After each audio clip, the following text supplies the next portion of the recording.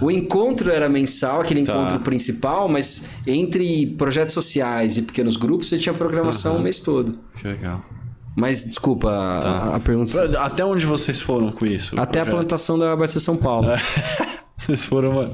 Então, esse grupo que alcançou ali tem a ver com a semente da nova igreja. Tem, porque a partir dali, o que começa a acontecer? O meu chamado é um chamado pastoral. Isso deviam falar assim, isso vai virar igreja. E estavam certos. Estavam certos. Porque quando o povo de Deus se junta, é igreja, né? Independente de uma organização... Vocês não estavam fazendo culto, mas devia ter uma vontade também de poder fazer um culto. Lógico. Até porque esse grupo base que estava tocando esse projeto, eles estavam meio que dispersos em algumas igrejas, mas não envolvidos com essas igrejas. Então, eles me procuraram em determinado momento e falaram assim, olha, a gente assiste culto ali. A gente assiste uma preleção dominical ali, mas eu não sou igreja ali, eu sou igreja aqui.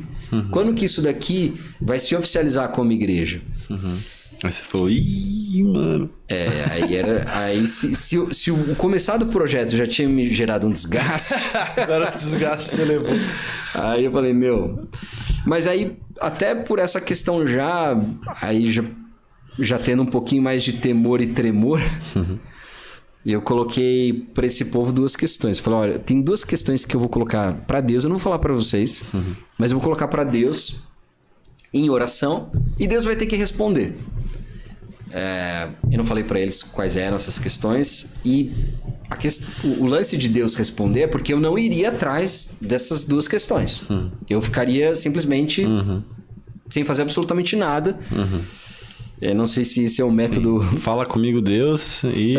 o método certo, mas eu coloquei isso diante de Deus. As 2 questões eram que uma geração mais velha nos acompanhasse e que uma igreja topasse ser uma igreja mãe nesse projeto de plantação. Pra não ficar só a galera da mesma... Por que isso da geração mais velha? Pra não ser tão homogêneo, a igreja é essa mistura, né? Isso é um ponto... Mas aí tem uma insegurança do plantador, né? O plantador, o jovem plantador, que é quem tem o gás, muitas vezes o cara que já está na máquina ali, que já está trabalhando há anos na igreja e tal, ele não tem essa disposição que o jovem tem. O jovem tem pouco a perder. Então ele vai para a plantação, ele vai de cabeça. Mas, por outro lado, lhe falta experiência, lhe falta sabedoria, que são coisas que elas não são definitivas e elas não são determinantes, mas elas não devem ser desqualificadas e dispensadas. E o meu sentimento era esse, que uma geração mais velha nos acompanhasse, porque se o que a gente está fazendo é mover do Espírito Santo... Então tem que servir para pessoas de tudo quanto é idade. Não pode ser... não, é o mover do Espírito Santo, mas só alcança essa faixa etária.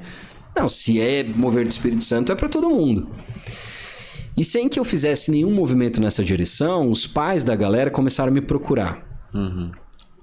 E aí, para onde que as coisas estão indo? Para onde que vocês estão indo? O que vai acontecer a partir daí? E eu falei, que bom que vocês me procuraram, porque, por falar nisso, eu gostaria de dividir com vocês o desejo que a igreja, que o grupo tem, ou parte do grupo tem, de se tornar uma igreja, de plantar uma igreja, né?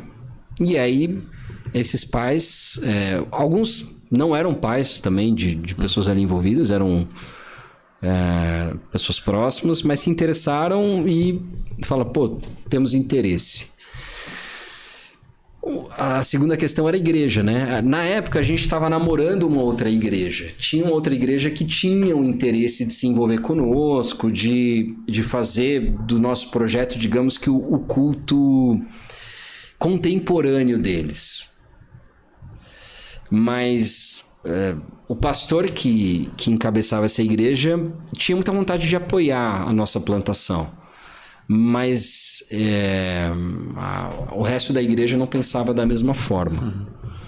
Então a gente entendeu que não... Aí voltou o André. Então, seu pastor da adolescência. Voltou o André, mas voltou o André sem que eu o procurasse para isso. E ele falou, e aí? Vai ter plantação? Desculpa. Ele falou, vai ter plantação? E eu falei, tem desejo. Ele falou, o pessoal lá da outra igreja vai apoiar? Eu falei, me parece que não. E aí ele falou, então conversa com eles, agradece, vê se eles te abençoam a procurar um outro apoio, porque a gente tem vontade de apoiar.